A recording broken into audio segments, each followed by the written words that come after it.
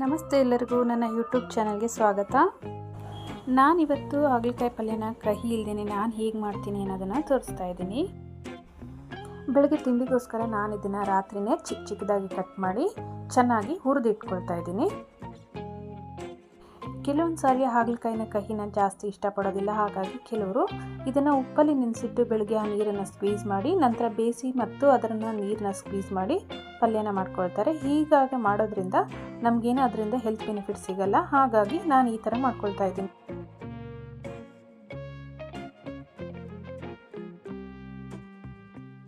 ಚಿಕ್ಕ ಚಿಕ್ಕದಾಗಿ ಕಟ್ ಮಾಡಿದ ನಂತರ ಲೋ ಫ್ಲೇಮಲ್ಲಿ ಇದನ್ನು 20 ರಿಂದ 25 ನಿಮಿಷ ಚೆನ್ನಾಗಿ ಹುರ್ಕೊಳ್ತಾ ಇದ್ದೀನಿ.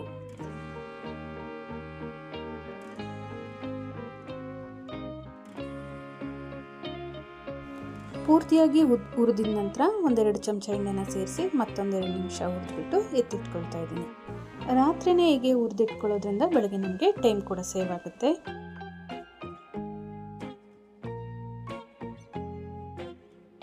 ಈ ಹಾಗಲಕಾಯಿನ ಪೂರ್ತಿಯಾಗಿ ಹುರಿಯೋದಕ್ಕೆ 20 ರಿಂದ 25 ನಿಮಿಷ ಬೇಕೇ ಬೇಕಾಗುತ್ತೆ. ಲೋ ಫ್ಲೇಮಲ್ಲಿ ಇದನ್ನು ಚೆನ್ನಾಗಿ ಹುರ್ಕೊಳ್ಬೇಕು.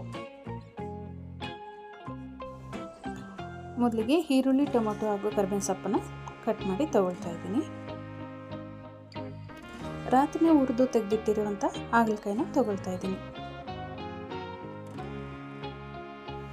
ಸಾಸಿವೆ, ಈರುಳ್ಳಿ, ಕರಿಬೇವಿನ ಸೊಪ್ಪು, ಟೊಮೊಟೊನ ಒಗ್ಗರಣೆ ಕೊಡ್ತಾ ಇದ್ದೀನಿ. ಟೊಮೊಟೊನ ಸೇರಿಸಿದ ನಂತರ ಚಿಟಿಕೆ ಅರಿಶಿನ ಪುಡಿ ಹಾಗೂ ಉಪ್ಪನ್ನು ಸೇರಿಸ್ಕೊಳ್ತಾ ಇದ್ದೀನಿ.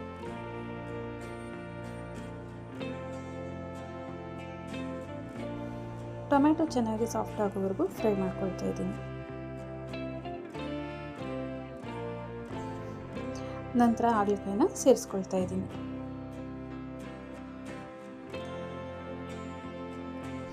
ಹಾಗಲಕಾಯಿನ ಸೇರಿಸಿ ಚೆನ್ನಾಗಿ ಎಣ್ಣೆಯಲ್ಲಿ ಫ್ರೈ ಮಾಡ್ಕೊಳ್ತಾ ಇದ್ದೀನಿ. ಒಂದು 5 ನಿಮಿಷ ಫ್ರೈ ಆದ ನಂತರ ಸಾಂಬಾರು ಪುಡಿ ಹಾಗೂ ಖಾರದ ಪುಡಿನ ಸೇರಿಸ್ಕೊಳ್ತಾ ಇದ್ದೀನಿ.